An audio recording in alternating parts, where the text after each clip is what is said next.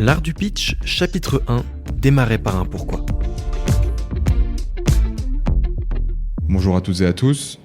Bonjour Monsieur le Président, Madame la Déléguée Générale. Notre activité cette année a été marquée par un ensemble de réalisations, notamment sur le plan structurel et commercial. Les perspectives de croissance. Qui n'a jamais fait une présentation barbante ? Philippe parle devant 400 personnes pour faire la présentation la plus importante de sa vie. Nous sommes jeudi, il est 14h, ce midi c'était purée au restaurant d'entreprise, et ça se ressent un peu dans la prise de parole de Philippe. Le style est mou, rien n'accroche vraiment, et la salle s'endort paisiblement dans un calme religieux. Un camouflet pour Philippe qui prépare sa présentation depuis 2 semaines. Pas de bol ? Je pense pas. Manque de méthode ? Certainement. Vous l'avez compris, dans cet audio learning, on va vous donner les clés pour faire un pitch qui a de l'impact. Et pour ça, j'ai le plaisir d'accueillir Hervé Van Rijn, fondateur de RH Performance et d'Up2You. Bonjour Hervé. Bonjour César. Alors Hervé, toi tu as fait des centaines de pitchs pour présenter ton activité. Qu'est-ce qui t'a fait dire qu'à un moment il y avait un problème dans les présentations ? Je dois reconnaître que depuis de nombreuses années, quand on intervient sur l'art du pitch, mon constat c'est que de trop nombreuses personnes, effectivement, peuvent devenir chiantes. Alors pourquoi je dis le mot chiant ? C'est vont dérouler des informations les unes après les autres, sans réellement de cohérence, et surtout, il n'y a pas de forme, il n'y a pas d'envie, il n'y a pas de relief. Un encéphalogramme plat. C'est terrible. Toi tu t'en es rendu compte aussi pour les propres présentations que tu faisais ou... Oui. Pour la faire courte, il y a 8 ans, j'assiste à une formation à destination des dirigeants sur des techniques de com. Et là, j'ai une révélation pendant cette formation. Je me dis, mon Dieu, ça fait des années qu'on présente notre entreprise en se concentrant sur le process, l'expertise. Il n'y a pas de sens, il n'y a pas de relief. Et c'est un déroulé dans lequel on n'impacte pas notre interlocuteur. C'est un peu un syndrome exposé, quoi. Complètement. Je suis arrivé lundi au bureau, je fais « les gars, ça fait des années qu'on est chiant, il faut que ça change. » Bon alors justement, si on entre dans le cœur du sujet, donc on va présenter ici 10 clés pour savoir comment animer un bon pitch. Si on prend la première, comment on commence tout simplement un pitch ? Par quoi je commence ? Alors, il y a une astuce qui est juste simple, une astuce qui se base sur Simon Sinek, qui a fait parler de lui en 2009 sur un TEDx à Londres, qui a amené cette notion de « start with why ». Start with why, vous l'aurez compris, c'est démarrer par un pourquoi. Et oui, démarrer par un pourquoi, ça libère le comment, ça libère le pourquoi. Donc ça sert à ça. Donc oser démarrer par un ou plusieurs pourquoi. Pourquoi je suis là aujourd'hui ? Pourquoi je vous présente telle offre ? Pourquoi on a intérêt à travailler ensemble, etc., etc. L'idée, c'est d'expliquer à son audience clairement le pourquoi elle a intérêt à nous écouter, c'est bien ça ? Tu as tout compris, César. Pourquoi ? Voilà, tu as utilisé pourquoi. Et c'est extrêmement important parce que faut jamais oublier, c'est que les clients internes ou externes adorent savoir pourquoi vous êtes là, pourquoi vous travaillez, pourquoi vous avez telle ou telle mission. Ouais, donc, il faut le dire. Ouais, complètement. Et libérer tout le reste. On va parler de pitch, mais dans le pitch, ça peut être aussi bien une prise de parole devant beaucoup de monde, devant une assemblée, comme une présentation client. Tout à fait. Toi, il y a des pourquoi que tu utilises souvent qui sont un peu des astuces. Alors, j'ai envie de dire, chaque pitch a son travail, a sa personnalisation. Mais moi, je sais que quand on va en rendez-vous, on aime bien dire à notre client, l'occasion de se voir, ici présente, c'est pour nous l'occasion de dire pourquoi on est là, pourquoi notre offre peut sans doute correspondre à vos attentes et pourquoi on a réellement intérêt à travailler ensemble. Quand tu dis ça à un client, interne ou externe, encore plus externe, il te regarde, il dit avec plaisir. Il tend l'oreille. J'ai envie de savoir. Voilà. Et je reviens sur cette notion, c'est parce que je t'ai exprimé à toi, César, pourquoi je suis là, que derrière, tu seras beaucoup plus audible à écouter mes process et enfin mon expertise. Complètement. Dans le cadre de ce podcast, on est là pour vous aider à mieux pitcher. Tiens, quand on fait un faux départ, parce que c'est vrai que le départ, c'est important dans un pitch, et qu'on se retrouve un peu le bec dans l'eau, oui. Comment on peut faire pour rebondir et ressaisir l'attention de l'audience ? Alors déjà, une astuce fabuleuse, faut pas le dire. Si tu te plantes, tu fais comme si de rien. Voilà. Alors déjà, pour pas se planter, on s'entraîne, on se prépare, et on a un anti-sèche. L'anti-sèche, c'est un carton, pas une feuille de papier, parce que la feuille de papier, on voit si la personne tremble. Donc le carton, quelque chose de solide, un téléphone. Vous pouvez mettre vos notes sur le téléphone. N'oubliez pas de le mettre en mode avion, bien évidemment. Donc j'ai mon anti-sèche qui fait que je regarde mon public, je suis présent, je prends le temps, je me fais plaisir. Et de temps en temps, je baisse les yeux pour voir ce qu'il y a à dire à la suite. Anticiper. Je n'écris pas tout. C'est juste des mots-clés pour garder mon naturel. Donc, si je me plante, ça veut dire que je n'ai pas regardé mes notes. Si je me plante, je ne le dis pas. Je ne fais pas comme certains. Oh, excusez-moi, je me suis trompé. Les gens ne s'excusent pas. Ouais. Donc, si je me plante, je fais comme si de rien. Je continue. Ça ne se voit pas. Et comme ça, les gens ne se sont pas rendus compte que je me suis planté. C'est comme en Et musique. Baba Lévi. C'est comme en musique quand on fait un concert et que si on a fait une faute note, faut pas la relever. Exactement. C'est quoi l'intérêt de souligner? Voilà, complètement. J'ai une question pour toi. Quand on parle de pitch devant une assemblée, oui. On a parfois l'impression d'être trop long ou d'être trop court. Selon toi, ce serait quoi si tu as une borne, une sorte de fourchette du bon pitch devant une assemblée pour avoir le temps de dire des choses sans être trop long? Avant tout, il y a des techniques de pitch. Des techniques de pitch, elles ont toutes un seul intérêt, un seul objectif, c'est créer de l'impact. Créer de l'impact auprès de ton public. Donc, dans l'absolu, tu peux utiliser des techniques de pitch pendant 10 minutes, 20 minutes, une demi-heure.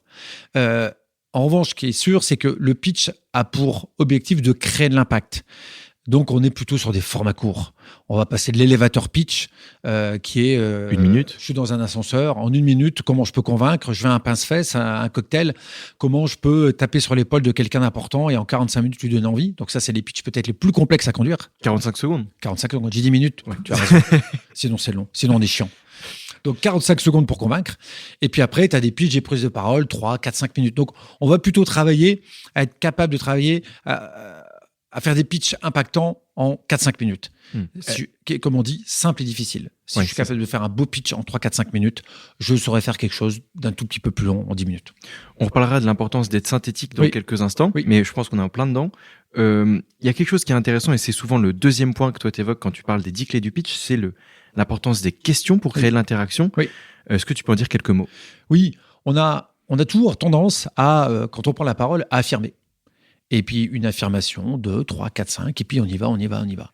Observez la majorité des prises de parole, tu as des personnes qui vont pendant 20 minutes affirmer 50 fois, 60 fois des choses. Plus je rentre dans de l'affirmation, plus je deviens chiant. Absolument. Donc il faut questionner, même ce qu'on sait déjà? Absolument. Donc l'idée c'est quoi? Grâce aux questions, la question, qu'est-ce qu'elle fait? Elle reconnecte l'interlocuteur avec son public. Elle donne du relief, parce qu'à la fin d'une question, il y a un point d'interrogation. On a tous appris à l'école qu'après un point d'interrogation, il y a un point, et après un point, on respire une seconde. Donc ça donne du relief, ça donne de la vie. Je pose des questions qui ne nécessitent pas de la réponse. Voilà. Si je te fais une présentation commerciale dans laquelle j'ai un certain nombre d'engagements, je vais voilà, quels sont les délais sur lesquels nous allons nous engager et quelles sont les ressources que nous allons mettre en place pour garantir le service attendu. Donc, quelque part, la technique, c'est quoi? C'est que si je prenais une présentation standard que je veux transformer en pitch, à chaque fois qu'il y a un chapitre, un sous-chapitre, un nouveau point, je mets une question. Ça donne de la vie, du relief. Ah, c'est bien. On comprend que les questions sont super importantes, mais est-ce que ces questions, tu l'as dit, elles attendent pas forcément une réponse? Parce que c'est vrai que quand on est face à une assemblée, si on pose une question et qu'on se prend un bide, ça fait... Là, le bide, on l'entend. Oh, on est bien d'accord. Faut être, entre guillemets, prudent avec les questions. Mais c'est comme tout, tu prends la parole devant 40, 50 personnes. La posture que tu vas avoir, le regard que tu vas avoir va, de manière très claire, montrer si tu attends ou pas une réponse. Si à un moment donné, tu veux jouer avec le public, pose plutôt des questions fermées. Parce que le but, c'est pas de donner la parole au public et de perdre le drive, comme on dit, du pitch, et que de lancer un débat alors que tu es en train de prendre la parole. Donc ça s'entraîne. Ça peut être une question oui/non, une question de chiffres. Exactement, c'est exactement ça. Alors, on en arrive tout de suite au troisième point, parce que voilà, on parle du public. C'est important de connaître son public quand on pitch, ou est-ce qu'il vaut mieux pitcher à l'aveugle en ayant, je veux dire, sa préparation bien faite qu'on peut décliner un peu partout? Alors, pitcher à l'aveugle, pourquoi pas? Et j'espère que tu seras d'accord avec moi, César. Si je parle devant des commerciaux, des retraités, des adolescents, des fonctionnaires, je ne sais quoi, ils n'ont pas tous les mêmes attentes. Et parfois, ils sont tous là en même temps. Donc, dans la mesure du possible, si je sais devant qui je prends la parole, je vais pouvoir adapter mon discours, appuyer sur certains points, embarquer davantage. Si je parle devant des banquiers ou des étudiants en arts plastiques, les intérêts ne sont pas les mêmes. Ouais. Et c'est pour ça qu'on pense toujours un peu à ce qu'on appelle le son casse. Le son casse, c'est identifier les motivations d'achat. Qu'est-ce que la personne ou le groupe de personnes qui est devant moi va acheter? Quand je dis acheter, c'est pas forcément des clients. En interne, si demain je vais voir mon patron pour lui demander une augmentation, pourquoi il va me l'accorder? Qu'est-ce qui peut me donner, lui donner envie de l'accorder? Si je parle devant des clients, etc. Donc voilà, c'est se dire devant qui je parle. Pour identifier les leviers derrière. Exactement. Devant qui je parle et qu'est-ce qui pourrait les intéresser, qu'est-ce qui pourrait leur donner envie d'acheter mon idée, mon produit ou mon service. J'avais vu dans une formation que tu animais qu'il y avait 3 personnes derrière la personne à qui on parlait. Oui. Est-ce que tu peux nous en parler? Ouais, tout à fait. En fait, et 3, c'est un minimum. Une fois, ça nous est arrivé de dire, tiens, cette personne devant qui on va parler, elle représente 6-7 personas. C'est le principe des personas. Regarde César, je parle devant toi aujourd'hui. Tu es César le jeune homme, tu es César le représentant de la société natif, et tu es César le podcasteur. Et on peut aller plus loin. Tu es peut-être président d'un club de foot, tu es peut-être engagé dans une ONG, etc. Si je prends la parole devant toi, le fait de savoir à qui je parle, ou de me permettre de choisir à qui je parle, va faire que je vais peut-être pas employer les mêmes mots, attaquer de la même manière, etc. Donc, il faut au moins se poser la question. Comment on se renseigne sur une audience au sens large, où j'ai envie de dire, il peut y avoir des gens qui ont 1000 vies? Alors, c'est complexe. Le but, c'est pas de se complexifier les choses. C'est sûr que quand tu prends la parole, ça m'est arrivé devant 2000 personnes. Je savais à peu près qui était là, mais à un moment ou à un autre, tu peux pas parler à 2000 personnes différentes qui peuvent représenter 150, 200 personnes différentes. Donc à un moment, tu l'intègres et puis tu dis comment je fais. En revanche, sur une plus petite assemblée, interne ou externe à une entreprise, quand j'ai 4-5 personnes, ça peut être intéressant de me dire, tiens, j'ai qui devant moi? Et à quel moment j'ai envie de parler à telle ou telle personne et appuyer dessus? La question que tu posais, c'est comment je peux me renseigner. Il y a à la fois ce que tu peux connaître d'eux dans la relation que tu as avec eux, puis à un moment ou à un autre, il y a des plateformes, il y a des outils qui te permettent de te renseigner. Il y a les discours corporate, les sites web et autres, et puis à un moment ou à un autre, on peut chercher les actus diverses variées, puis ça te permet de te dire à qui je parle.